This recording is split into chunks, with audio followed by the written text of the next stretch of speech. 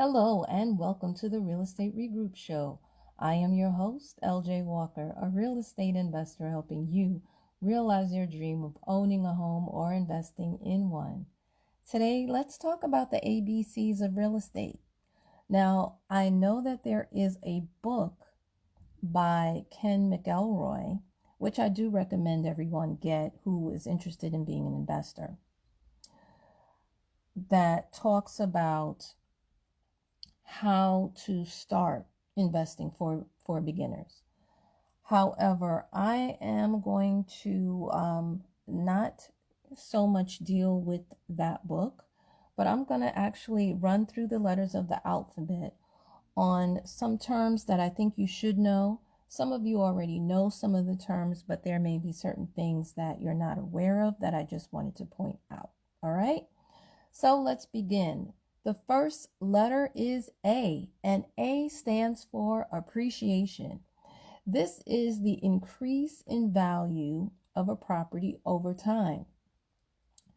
What many people don't realize is that appreciation is really, to a certain extent, a gamble, because you don't know when a property is going to appreciate, and you don't know by how much it will appreciate.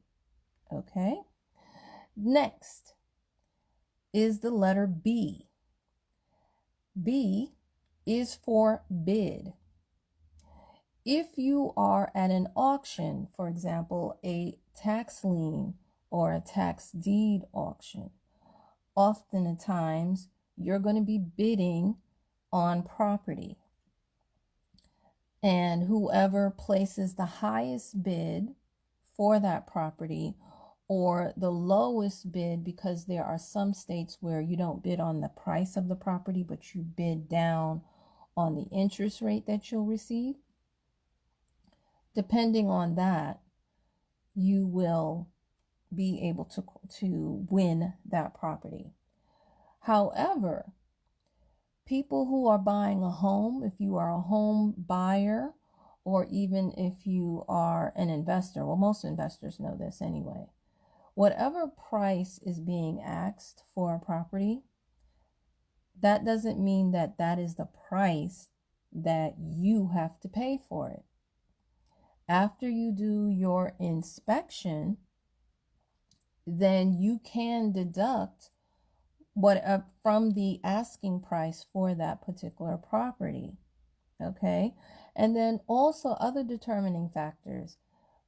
B is also for buyer's market. See, if you are in a buyer's market, then you can place a lower bid than you normally would. Be mindful, though, that sometimes a whole country is a buyer's market, and that other times only certain sections of a country or only certain sections within a state would qualify being in a buyer's market. Okay. Next letter, C, and C stands for cash flow. Cash flow equals your income, or the income that the property is producing, minus the expenses, the debt, and the reserves. All right. Cash flow is particularly important to consider when you're buying a multifamily or a commercial property. Don't let it be the determining factor, though, because you can manipulate cash flow.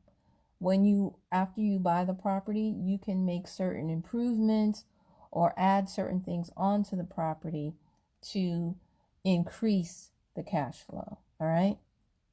Next letter is D, and D stands for debt. When you are trying to qualify for a mortgage, they look at your debt to income ratio. So the lower your debt is, the better likely it is that you will be able to qualify for a mortgage or for the amount that you need in order to buy property. D is also for deed. When you are buying property, a deed is what is issued to you to put in your name. And then the last D is for due diligence. My book, The Perils of Real Estate Scam Alert, thoroughly goes into the different ways in which you can perform due diligence on a property. All right. And it's definitely important and imperative to do so, so that you don't lose any of your money, waste any of your time, and it can be a very hectic and stressful situation if things turn out not to be quite the way you wish they were. Next, E is for equity. And equity basically is the payments made against the mortgage. It's a form of collateral. It is the value of the property minus the amount of mortgage that you actually paid. And a lot of people don't realize that they can use this money to either buy more property or pay off medical expenses, etc. Next is the E can also stand for earnest money.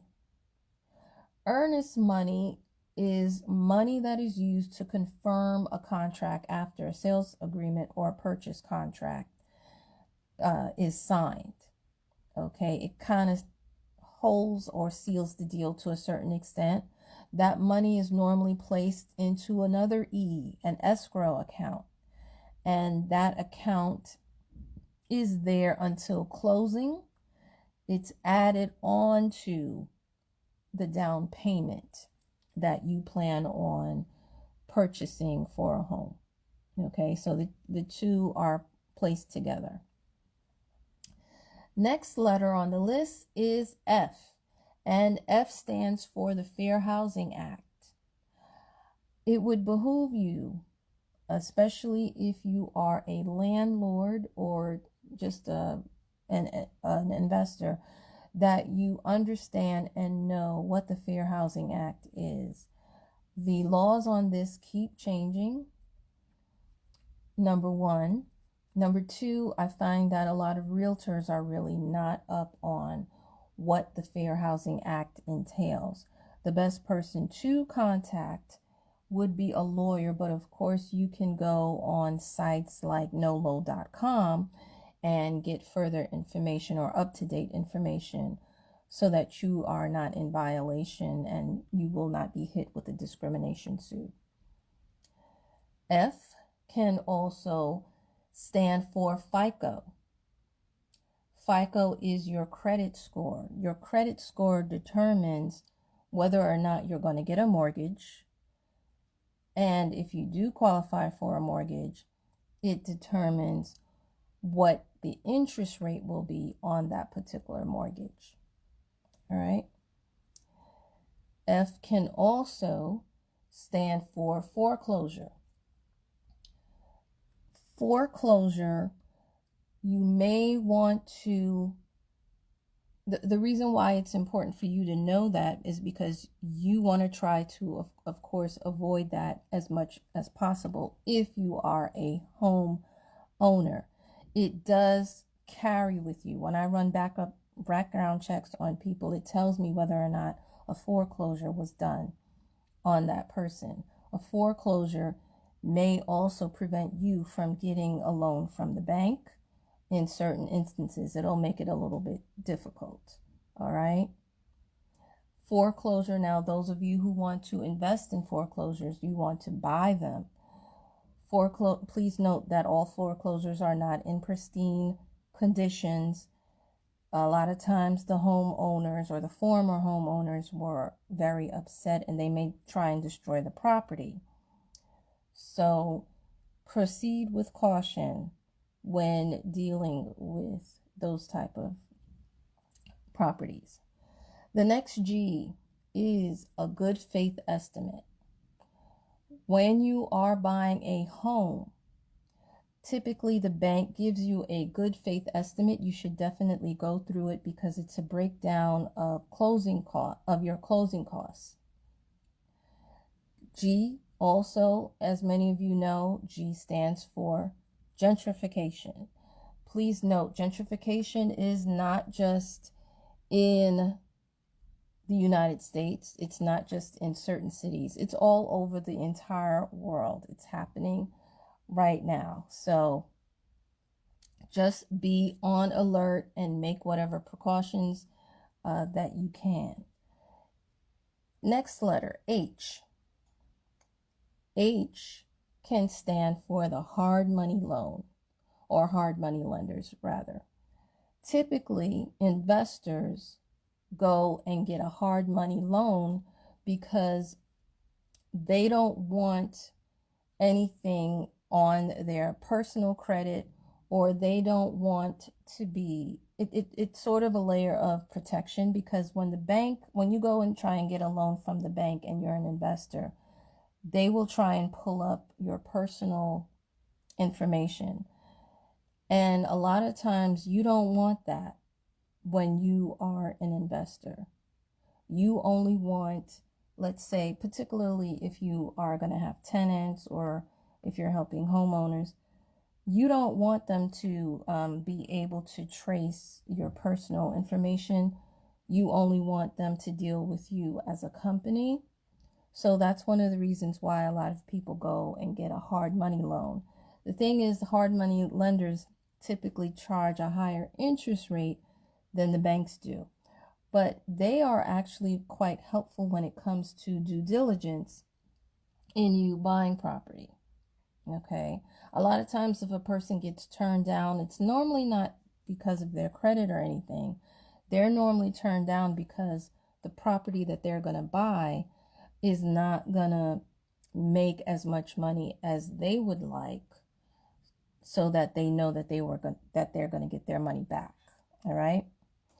Next, H can also stand for HELOC, and HELOC is typically, that is where you can get a loan based on the equity that's in your home, right? And you can use that loan to, let's say, a lot of people use it to add another room or to do some remodeling in their home. Other people actually use it for medical expenses, believe it or not. All right, but definitely read those contracts to see what you can use it for and what you can't use it for. H also stands for HOA, Homeowners Association. What a lot of people don't realize is there are some people who think they can buy a home and not pay their homeowners association dues. I'm here to tell you that in certain states, an HOA surpasses a tax lien. An HOA lien can prevent you from refinancing a loan. It can also prevent you from selling your home. So an HOA is something that is a lot of times misunderstood. And lastly, and I know this is going to sound real funny to a lot of people, H can also stand for haunted. In the United States of America, if you do not disclose that your home is haunted or may be haunted, people can actually turn around and sue you. So just be mindful of that. Next, I is for insurance. I understand to a certain degree why some people don't get insurance. However, I feel that it is imperative. As I've shared in the past, someone who belonged to one of the mastermind groups I'm in, his whole entire building, 40 units, got burnt down to the ground because this guy who was a drug dealer who lived in there was experimenting and mixing, I guess, certain drugs together or certain chemicals together or what have you. So insurance is definitely necessary. Me personally, I had a sewage backup and that was really nasty. Luckily, the insurance covered it. Unfortunately, they did drop me afterwards, but my state has and most states have a backup insurance, so that if you can't get regular insurance because of whatever disaster may have happened to you, the state does kick in. But needless to say, please get insurance. Next, J. J is for joint venture. All right. A joint venture is a form of partnership where two or more people, or two or more entities rather, pool their money together to buy a property, and then they normally split evenly the cost to maintain that property. All right. K. K is for keys. You'd be surprised at the number of people who buy a property and don't get the keys to the property. When you are at closing, make sure that you get the keys. All right. As a matter of fact, try and see if you can get the keys before you even sign your signature on the last piece of paper. Next, L. Again, L can stand for a number of words. L for me is landlord, because that's what I am. I noticed though that a lot of people misunderstand what a landlord is. A landlord is really there. It's business. You're just collecting the rent and you're taking care of the property. End of story. It's not friendship. You're not family. Even though you can rent to friends and you can rent to family, when it comes onto the money, that's business. All right. Next, L is for landscaping. What a lot of people don't realize is that the reason why your house may not be selling or renting or you're getting lowball offers, which is also an L, is because your landscaping is horrible. Okay. People are attracted to curb appeal. All right. Landscaping can also be expensive as well. And it's a cost that a lot of people don't take into consideration when it comes to keeping a home. Because see, it's one thing to own it, it's another thing to keep it. Or it's one thing to buy it, it's another thing to keep it. Next, of course, are liens. There are different types of liens that can be placed on a home. There are mechanical liens. Normally, that is when a contractor puts a lien on your home. There are tax liens. That's normally when the government puts a lien on your home because you didn't pay your taxes. Oh, by the way, the mechanical lien is when you don't pay the contractor. You can get a mortgage lien placed on your home. That's when you don't pay the bank or pay the people who are collecting mortgage payments from you. So be mindful of liens. They can prevent you from refinancing, and they can prevent you from selling in certain situations.